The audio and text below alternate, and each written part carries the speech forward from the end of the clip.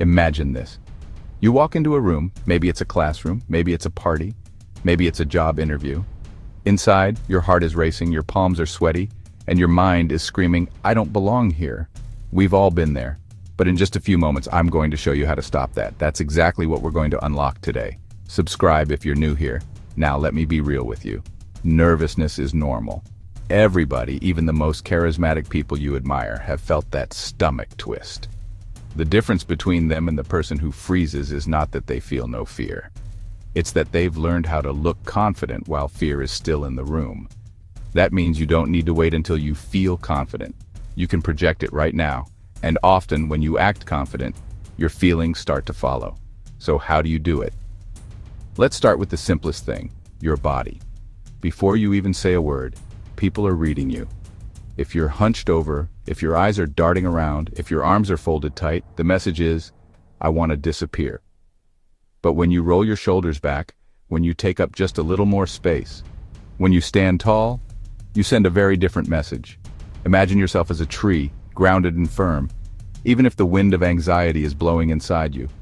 The branches may shake, but the trunk doesn't fall. Second, your voice. Nerves make us speak too fast, too soft, or too shaky. But here's a trick. Breathe before you talk. Just one deep inhale calms your nervous system. Then slow down your words.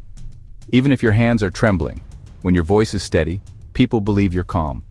Think of your words like drops of water, not like a rushing waterfall. Give them space to land. Now let's talk about the eyes. Nervous people often look down or away. Confident people, even when scared, train themselves to hold eye contact just for a moment longer. Not a staring contest, not an uncomfortable glare, but enough that the other person feels your presence. Practice this with small moments. Looking the cashier in the eye, greeting your neighbor with a steady glance. Over time, it becomes second nature. But confidence isn't only about body, eyes, or voice.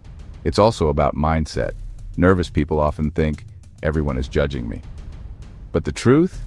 Most people are too busy thinking about themselves. When you realize that others aren't focused on your every flaw, it gives you freedom. And here's the paradox. When you stop obsessing about how you look, you actually start to look more confident.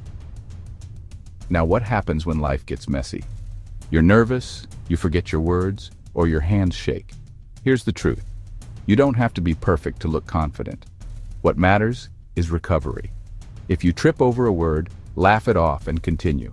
If your hand trembles, keep it steady on a table. People don't remember the mistake. They remember how you handled it. Confidence is not the absence of mistakes. It's the presence of calm in the middle of them. So how do you apply this in daily life? Start small. Next time you order food, do it with a smile and eye contact. Next time someone asks how you're doing, answer with a steady voice instead of mumbling. Build these tiny wins. Over weeks, they add up to a new version of you, someone who looks confident even when nervous. Let me leave you with this thought.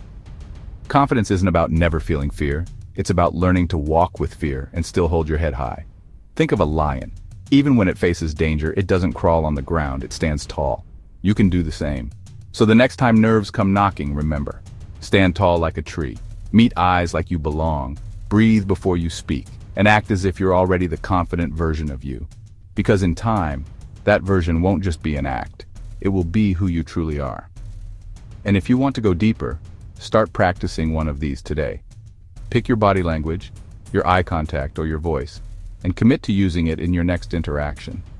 You'll be surprised at how quickly people begin to see you differently, and how you start to see yourself differently too.